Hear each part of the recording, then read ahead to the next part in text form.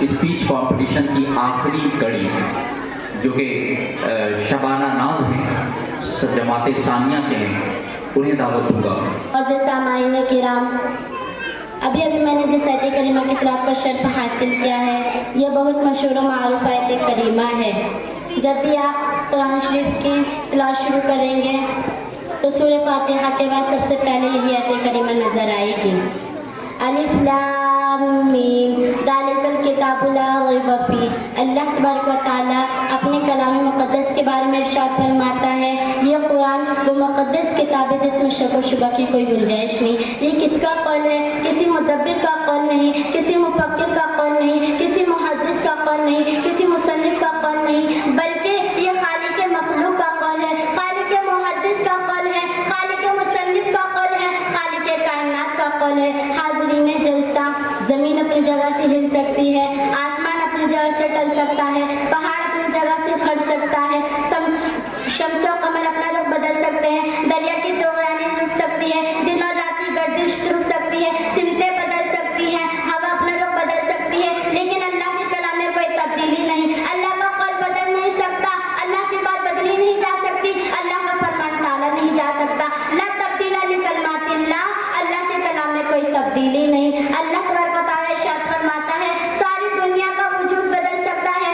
ساری دنیا ساری کائنات مٹ سکتی ہے، لیکن اللہ کا قول بدل نہیں سکتا۔ کسی شاعر نے کیا خوب کہا ہے، قول محمد قول خدا فرمان نہ بدلا جائے گا، قول محمد قول خدا فرمان نہ بدلا جائے گا، بدلے گا زمانہ اللہ قرآن نہ بدلا جائے گا۔ خالق کائنات خود ارشاد فرماتا ہے لا ریب فیہ، یہ وہ مقدس کتاب ہے جس میں شک و شبہ کی کوئی گنجائش نہیں، یہ وہ مقدس کتاب ہے جو شک و شبہ کی گنجائش سے پاک ہے۔ قرآن دنیا والوں کو کھلا چیلنج کر رہا ہے جس میں شک کرنے کا تصور بھی ذہن میں نہیں لایا جا سکتا۔ حاضرین جلسہ، انسانی ذہن میں ایک سوال پیدا ہوتا ہے، انسانی ذہن کے پردے میں اعتراض ابھرتا ہے کہ جس کلام میں شک نہیں پھر اس کلام میں لوگ کیوں شک کرتے ہیں؟ نزول زمانہ میں بھی لوگ اس میں شک کیا کرتے تھے؟ اس کا جواب یہ ہے یقیناً اللہ کے کلام میں کوئی شک نہیں۔ اگر کوئی شخص اس میں شک کرے تو وہ اندھا ہے، گویا کہ اس نے چشم عدل سے قرآن کا مطالعہ نہیں کیا۔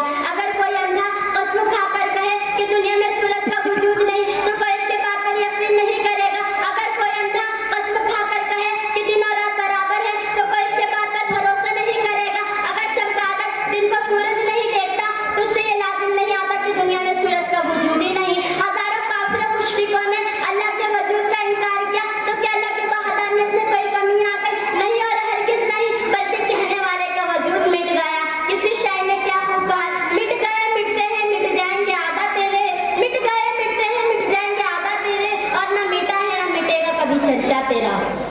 بات اسی پر ختم نہیں ہو جاتی کہ اس میں کوئی شک نہیں، بات اسی پر ختم نہیں ہو جاتی کہ اس میں کوئی شبہ نہیں۔ قرآن دنیا والوں کو کھلا چیلنج دے رہا ہے وَإِن كُنتُم فِي رَيْبٍ مِّمَّا نَزَّلْنَا عَلَىٰ عَبْدِنَا فَأْتُوا بِسُورَةٍ مِّن مِّثْلِهِ وَادْعُوا شُهَدَاءَكُم مِّن دُونِ اللَّهِ إِن كُنتُم صَادِقِينَ۔ اگر تم شک کرتے ہو اس کلام کے بارے میں جو ہم نے اتارا اپنے پیارے حبیب صلی اللہ علیہ وسلم کے اوپر تو اس کے مثل ایک سورت بنا کر پیش کرو، اور مدد کے لیے اللہ کو چھوڑ کر ساری مخلوق کو مدد کے لیے بلا لو اگر تم سچے ہو۔ قرآن کا چیلنج بھی موجود ہے، آج تک کوئی انسان قرآن کا چیلنج قبول نہ کر سکا۔ شک کرنے والے کرتے رہے لیکن اپنے دعوے کے لیے دلیل نہ لا سکے۔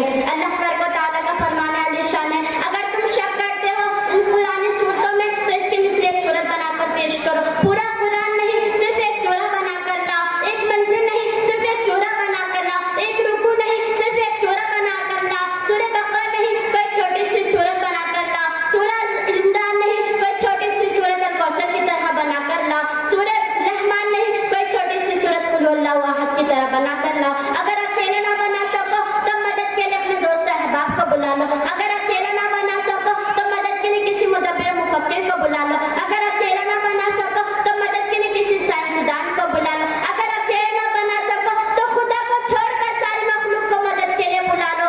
خدا کی قسم تاریخ گواہ ہے آج 1400 سال گزر جانے کے بعد بھی قرآن کا مطالبہ کوئی پورا نہ کر سکا۔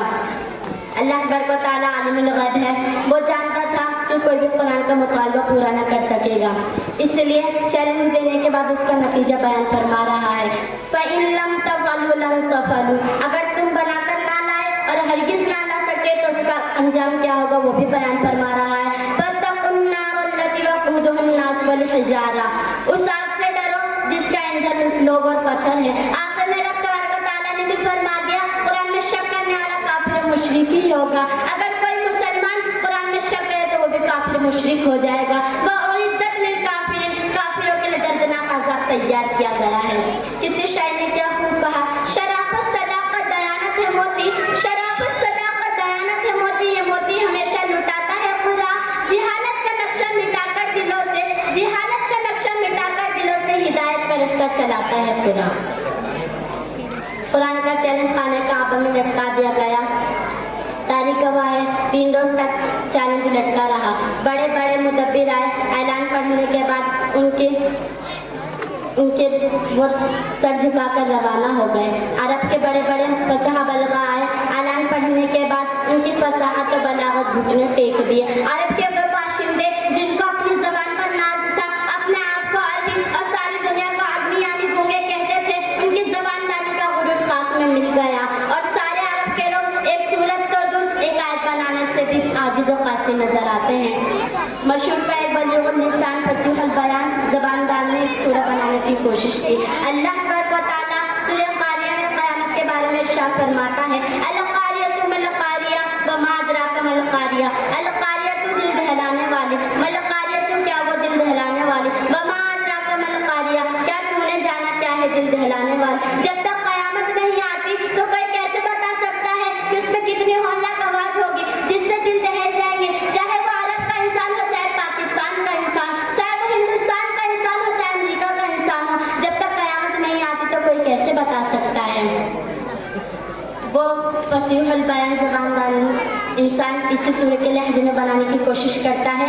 सरज़मीन अरब में हाथी नहीं होता बल्कि हाथी को अरबी ज़बान में फील कहते हैं। वो शख्स यूँ लिखता है, अल फील व मल फील व मा अदराका फील।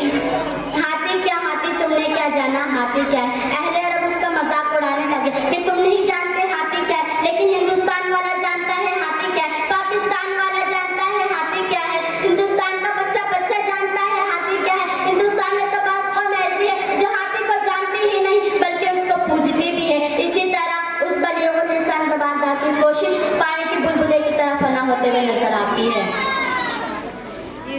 हाज़रीन जलसा, आप तारीख का मुताला कीजिए तो मालूम होगा इब्तिदा इस्लाम से आज तक कुरान को मिटाने की नापाक साजिशें की जा रही हैं। पूरे कुरान को मिटाने की कोशिशें की जा रही हैं। पूरे कुरान को तो बदलना दूर, आज तक कुरान का एक ज़बर तक बदल ना सका। इसलिए कि मुसलमान जान जो कुर्बानी बर्दाश्त कर सकता है, माल की कुर्बानी बर्दाश्त कर सकता है, इज्जत और आबरू की कुर्बानी बर्दाश्त कर सकता है, लेकिन कुरान का एक ज़बर बदल जाए ये बर्दाश्त नहीं कर सकता।